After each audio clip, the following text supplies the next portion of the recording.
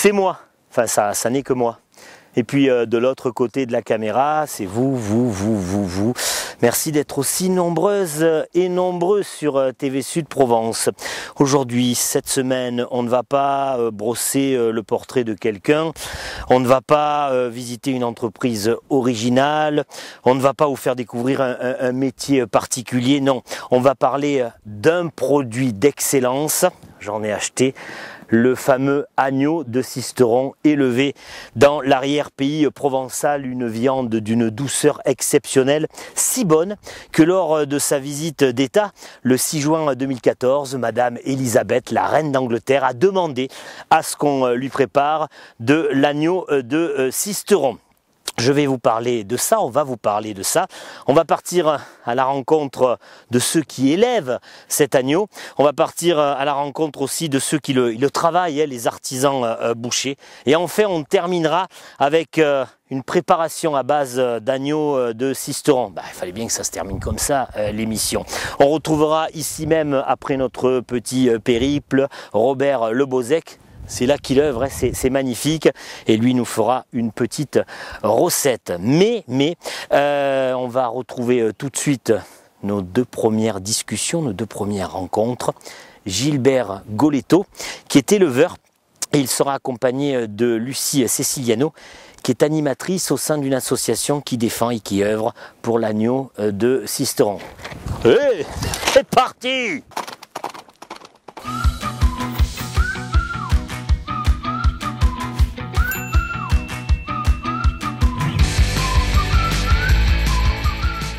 Le mouton, c'est un animal exigeant. Vous y passez beaucoup de temps. Vous avez peu de temps libre, Gilbert? Les choses ont évolué parce que avant on gardait les brebis matin et soir. Aujourd'hui, avec les clôtures, on a beaucoup évolué. Ça fait qu'on y passe moins de temps qu'avant. L'année, elle se décompose par combien de périodes? On a 4 périodes d'agnelage dans l'année. Ça fait que ça nous fait tous les 3 mois, on a un agnelage. Et c'est bien parce que pour le label rouge, ça nous permet d'avoir presque des agneaux toute l'année. Ça valorise bien notre métier. Vous produisez, vous élevez ce qu'on appelle l'agneau de Sisteron. Au niveau des races, ce sont lesquelles? Nos races locales qui existent depuis toujours, c'est la Morée rousse, qui est une race des Alpes-Maritimes, qui est bien adaptée à ce terroir. Les Hautes-Alpes, c'est la Préalpe, mais aujourd'hui ça a changé. Il y a beaucoup plus de mérinos. Nous on est en mérinos, il y a un peu de tout, mais c'est nos races locales qui sont bien adaptées à notre terroir et notre région de l'agneau de Sisteron. Voilà. Les béliers aussi, Alors dans les béliers, on peut avoir nos béliers de nos races locales, et après on a des races de béliers viande, des béliers mieux conformés, pour avoir vraiment un produit extraordinaire. Combien de temps il faut pour faire un agneau? Dans le cahier des charges, c'est entre 70 et 150 jours. Nous, on fait des agneaux de moyenne à 104 jours, de moyenne sur l'année. Est-ce que Gilbert Goletto mange régulièrement de l'agneau de Sisteron, ou bien vous en avez fait une indigestion à force de les avoir autour? Oh non, on mange régulièrement de l'agneau. On n'a pas fait d'indigestion. Vous avez décidé, Gilbert Goletto, puisque vous êtes aussi président de l'association César, de vous engager, entre guillemets, politiquement. Vous êtes là, mais pas, je ne parle pas de droite et de gauche, là, vous êtes engagé pour la défense de cet agneau de Sisteron. Pourquoi c'était important pour vous de faire ça? C'est ce que je dis, on est passionné par notre métier et on essaie de faire avancer. Moi, je pense que j'ai fait pas mal avancer les choses et ça continue. Et c'est pour ça qu'on est arrivé à faire ce label et qui aujourd'hui est une grosse réussite. C'est une nécessité aujourd'hui, ce label. Et oui, c'est une nécessité parce qu'on a un produit qui est différent des autres. Et le seul problème qu'on a, c'est qu'on manque de produits. Voilà.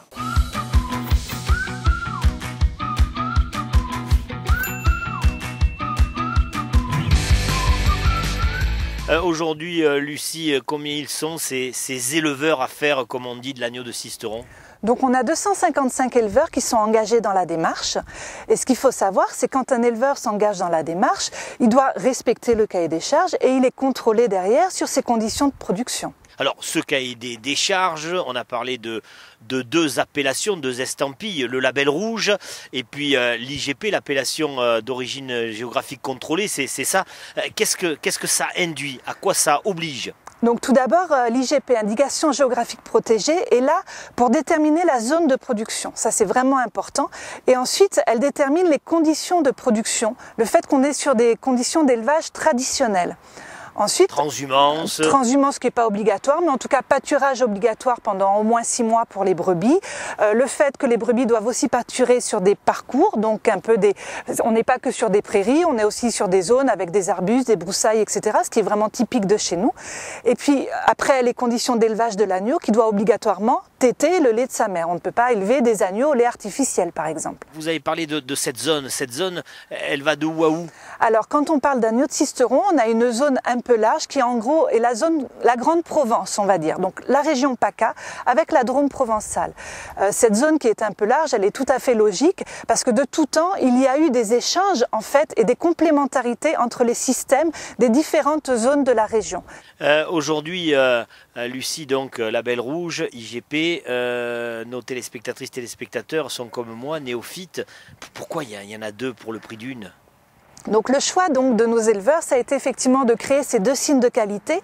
L'IGP pour dire méthode traditionnelle d'élevage et zone, donc ça c'est important. Le label rouge, lui, est là pour déterminer qu'on a un produit de qualité supérieure gustativement par rapport aux autres. Pour ça, on est obligé de le prouver en fait. C'est-à-dire que tous les ans, on fait des contrôles auprès d'un panel de consommateurs. À l'aveugle. Voilà, dans un laboratoire agréé. Donc c'est pas nous qui le gérons, c'est un laboratoire agréé par l'État. Et on fait déguster notre agneau en comparaison d'un agneau ce qu'on appelle standard, basique. Et notre agneau, pour pouvoir garder le label rouge, il doit être vraiment ressortir de meilleur goût, de meilleure qualité qu'un agneau standard. Donc tous les ans on fait ce contrôle-là, tous les ans on le réussit avec succès et donc c'est les caractéristiques du label rouge. Le rapport entre la demande de ceux qui ont envie de faire du miam-miam d'agneau de Sisteron et ce qui se produit? Donc aujourd'hui ce qui nous freine dans notre développement, c'est le manque d'agneaux. C'est-à-dire que les consommateurs plébiscitent notre produit, on a vraiment beaucoup de succès et aujourd'hui on manque d'agneaux. Donc quasiment 9 mois sur 12, on est en manque d'agneaux. 9 mois sur 12. Alors, ce qui se passe, c'est qu'on a énormément d'agneaux en janvier-février. C'est une période où on consomme en fin de compte assez peu d'agneaux. Et pourquoi on a beaucoup d'agneaux à ce moment-là? Dans notre région, on pratique beaucoup la transhumance. Et la plupart des éleveurs qui pratiquent la transhumance font en sorte que les agneaux naissent à la descente de la montagne, c'est-à-dire en ce moment. Donc on a des agneaux qui ont en moyenne 4 mois, donc qui arrivent sur le marché en janvier-février. Là, on a beaucoup d'agneaux et peu de consommation. A contrario, à l'automne, comme en ce moment, on manque énormément d'agneaux parce que pour avoir des agneaux à l'automne, il aurait fallu qu'ils naissent au début de l'été. Or, avoir des agneaux toute l'année, toute l'été sur l'exploitation, c'est compliqué, tous les éleveurs ne peuvent pas le faire. Michel, d'abord une question fort simple. Est-ce qu'il est apprécié, est-ce qu'il est demandé par la clientèle, l'agneau de Sisteron? Oui, très demandé des clients de la région et des clients hors région qui viennent exprès pour rechercher de l'agneau de Sisteron. Vous en avez sur votre étal toute l'année? Toute l'année, quelques mois où c'est un petit peu plus délicat, mais toute l'année en règle générale. Au niveau du travail de l'artisan boucher que vous êtes, ça nécessite quoi? C'est plus facile ou plus difficile que notre produit, l'agneau de Sisteron? Non, c'est un produit très, très facile, très frais, très facile à travailler. Qu'est-ce qu'ils demandent en particulier les clients? C'est les côtes d'agneau et les gigots, c'est la base de la vente. Je suis un consommateur lambda, je ne suis pas un spécialiste.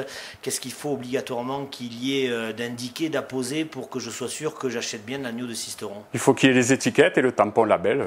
C'est ce qui détermine le label rouge.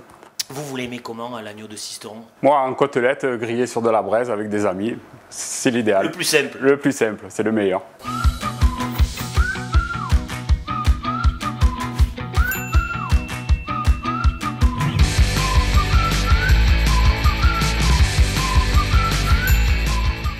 Robert, qu'est-ce que tu vas devant la caméra de TV Sud Provence nous concocter? Alors, je vais vous préparer une noisette d'agneau aux artichauts violets et aux oignons rouges en beignet. Je vais commencer par préparer la selle. Normalement, on fait faire ça par son boucher Voilà, vous voyez, on a un joli morceau de filet là. Donc je vais éplucher mon oignon. Pour nos oignons rouges, je vais préparer une pâte à beignet. Pour ça, il m'a fallu de la farine de petit épeautre, un petit peu de levure et un œuf. Alors, l'artichaut violet, moi j'aime bien garder un morceau de tige parce que je trouve que c'est très goûteux et puis c'est très joli. Donc je vais enlever la peau sur la tige et après je vais enlever les feuilles pour conserver uniquement le cœur de l'artichaut. Voilà, je les coupe en tranches de 2-3 mm. Je vais écraser la gousse d'ail que j'ai épluchée dans de l'huile d'olive. Je vais faire sauter mes artichauts. Donc notre pâte à beignet a poussé, hein, on la voit là, bien gonflée, dans les petites bulles. Voilà, donc je vais plonger mes beignets d'oignons rouges dans mon huile d'olive. Une goutte de vin blanc pour récupérer tout ce qui est au fond. Mes beignets d'oignons rouges sont prêts. Je les égoutte sur un papier absorbant. Un petit peu d'huile d'olive. Une poêle bien chaude. On sale au moment où on va mettre dans la poêle. Surtout pas de poivre, hein, qui risquerait de donner une odeur âcre. Pendant ce temps-là, je vais commencer à dresser nos légumes. Voilà, je pose la viande sur la planche un petit moment. Je vais déglacer avec un petit peu de vin blanc, de façon à faire un petit jus autour de la viande. Vous voyez, c'est rosé, presque saignant au milieu, juste cuit autour, de façon à ce que, comme je le disais tout à l'heure, avoir tous les arômes. Et maintenant, je vais faire couler mon petit jus autour et sur la viande. Bravo Robert, c'était pas l'exécution d'une recette, c'était, on a assisté, on a apprécié une véritable démonstration de ta part, et puis je te laisse le mot de la fin.